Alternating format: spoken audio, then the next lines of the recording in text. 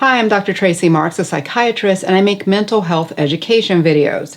Today I'm talking about night terrors, also called sleep terrors, and this is based on a few viewer questions. Night terrors, also called sleep terrors, are what we call parasomnias. You can have parasomnias during two parts of your sleep.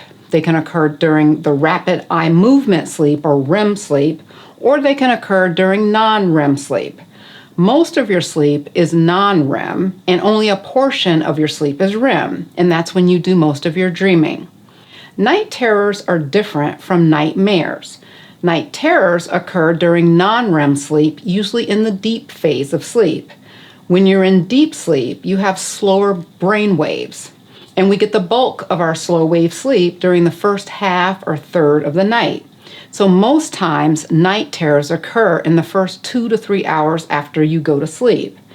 Normally, your body prepares you to wake up by having fewer and shorter phases of deep sleep until you finally wake up from the lighter stages of sleep.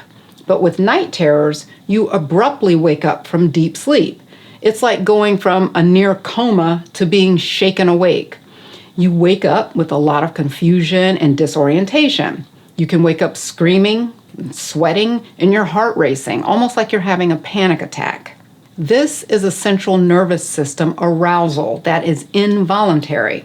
It's not a bad reaction to a dream. Remember, before you woke up, you were in a deep sleep, which is a stage of sleep where not much dreaming happens. And I say this because I've heard people say, I have PTSD and it gives me night terrors. You can have both conditions, but the night terrors are not triggered by having an upsetting dream. If you're into science fiction, think of it like the scene in Aliens or any of the movies where the crew on board is put into a hypersleep state that's controlled by a computer. Then the computer wakes them up prematurely. That's what happens here. Your brain's computer chip wakes you up during a deep stage of sleep, and you wake up confused and afraid. You can stay in this state for a few minutes or up to about a half an hour, then fall back asleep.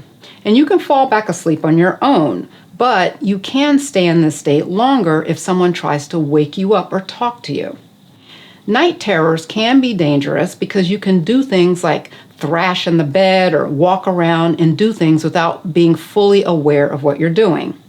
Night terrors are common in children, but occurs in about 3% of adults. It can run in families and is related to a similar parasomnia, sleepwalking. The clinical term for sleepwalking is somnambulism, just so you know. When a child has a night terror, they usually don't remember the incident. Adults can have some fragmented memory of having this thing happen while they were asleep, and they may remember feeling afraid in the middle of the night and therefore conclude that they had a nightmare, even though it really wasn't a nightmare. How are these different, though, from nightmares? Nightmares occur during REM sleep, and this is a lighter stage of sleep where you do most of your dreaming. Your brain waves are faster, and if you wake up from this stage, you're not as confused and you can remember that you were dreaming. You may only remember parts of the dream, or you may remember most of the dream. Another difference that we see between night terrors and nightmares is that nightmares tend to happen in the latter half of your sleep cycle because that's when you have more of your REM sleep. The first half of your sleep is front-loaded to get in your deep sleep, and the second half is the lighter, more dream sleep. But you can still have a night terror later in the night. What causes night terrors? They're common in children and can be due to brain immaturity and not necessarily a sign of a medical problem. But if they persist, you should see a medical professional for an evaluation. In adults, night terrors can be caused by stress, depression, anxiety, sleep apnea, pain, and alcohol. And sleep deprivation can also cause this. What can we do about this?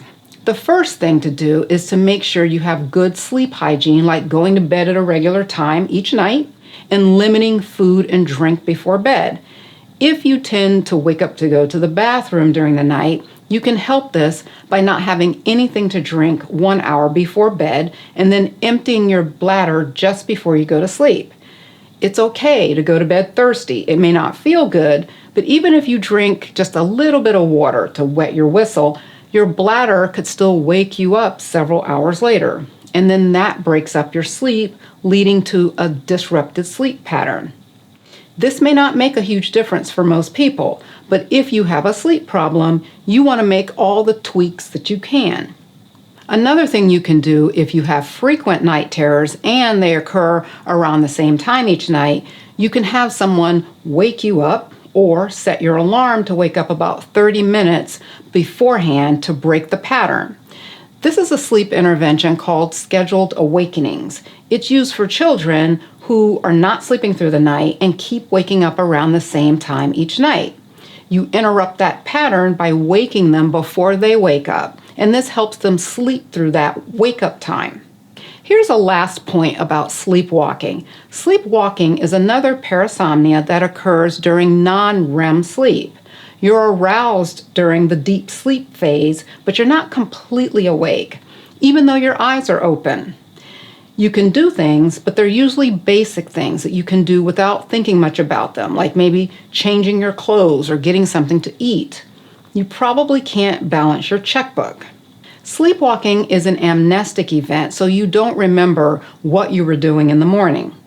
Sleepwalking is also common in children, and most people grow out of it, but it can persist in adults, usually happening less frequently, though, than it did in childhood. If it's something that occurs regularly, like weekly, you should see your doctor to see if there's a treatable cause, like a medication side effect. Sleepwalking can happen as a side effect of sleeping medications. I mention sleepwalking because it can also happen along with the night terrors. You can get jolted awake with the screaming and the racing heart, and then get up and start walking around before you eventually get back in your bed.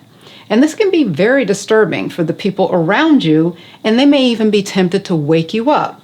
But this can make matters worse and make you become agitated. So unless the person is at risk of harming themselves, it's best to leave them alone and let the episode pass on its own. That's it on night terrors. See you next time.